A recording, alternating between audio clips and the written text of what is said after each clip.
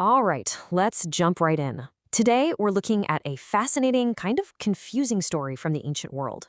It's about two kings who ruled at the same time, but whose stories feel completely upside down. One guy starts off as a hero and ends in total disaster, while the other is labeled evil, yet his reign was a massive success. And this, right here, is the paradox at the heart of it all. You've got King Amaziah of Judah, who did what was right, and then you have King Jeroboam II of Israel, who did evil. Simple enough, right? But then you look at the outcomes. Disaster for the good king, success for the bad one. So what on earth is going on here? Let's get into it. So let's start with part one, in the southern kingdom of Judah with King Amaziah. He comes to the throne at just 25 years old, and honestly, he starts out as exactly the kind of leader you'd want. He seems to have a real sense of justice and principle. He's very methodical. First, he makes sure the kingdom is stable. Then, he deals with the men who assassinated his father. But, and this is the important part, he doesn't kill their children. He actually follows the law, which was pretty rare back then. It shows he's a man guided by principle, not just a thirst for revenge.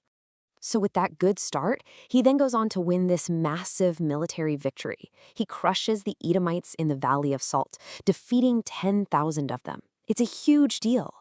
But this victory, this high point, this is exactly where the story begins to sour. It planted a seed of pride that was about to ruin everything. So, fresh off his win and feeling pretty good about himself, Amaziah does something, well, kind of dumb. He picks a fight he absolutely doesn't need to pick. He sends a message to the much more powerful king of Israel, Jehoash, and basically says, come on, let's go to war. This was 100% ego talking. Now, you gotta love the king of Israel's response. He doesn't just fire back with his own threats. No, he sends a story, a parable. And it's basically the most epic, condescending warning you can imagine, designed to tell Amaziah to sit down before he gets hurt. And here it is. A thistle in Lebanon sent a message to a cedar in Lebanon. Give your daughter to my son in marriage. Then a wild beast in Lebanon came along and trampled the thistle underfoot. I mean, wow. It's short, it's poetic, and it is an absolutely savage takedown. So let's break that down because the insult is just so clear. King Jehoash is saying, you, Amaziah, you're the thistle, a little, prickly, insignificant weed. And me, I am the mighty cedar of Lebanon. The message couldn't be clearer. Go home, enjoy your little victory, and stop asking for trouble you can't handle. But did he listen? Nope. Of course not.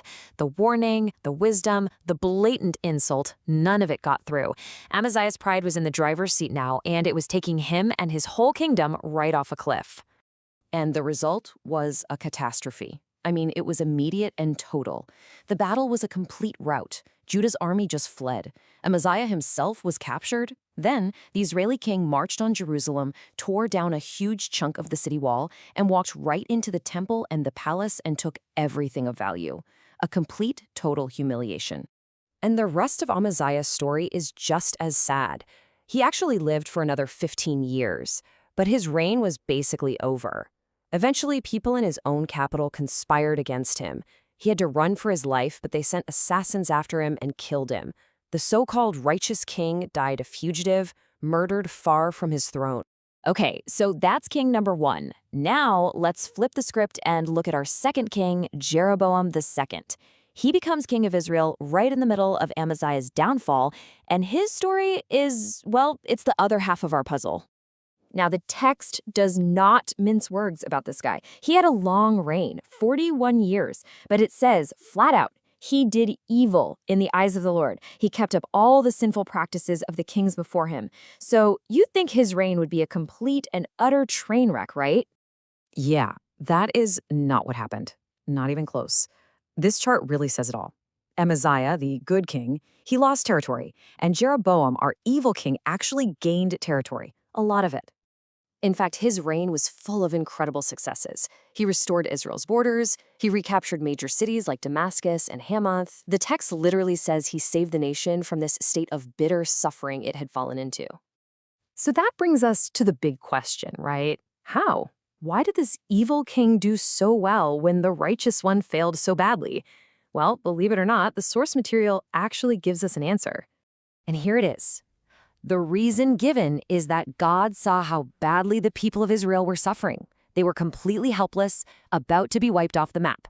So even though the king himself was a bad dude, he was used as an instrument, as a tool, to save the nation. His success wasn't a reward for his character, it was an act of mercy for his people. So we're left with this really complicated picture. A good man's pride leads to ruin, but a bad man's reign leads to a golden age. And it makes you ask a question that's still relevant today. When we look back at a leader, what truly defines their legacy? Is it their personal character, or is it the results they delivered? Something to think about.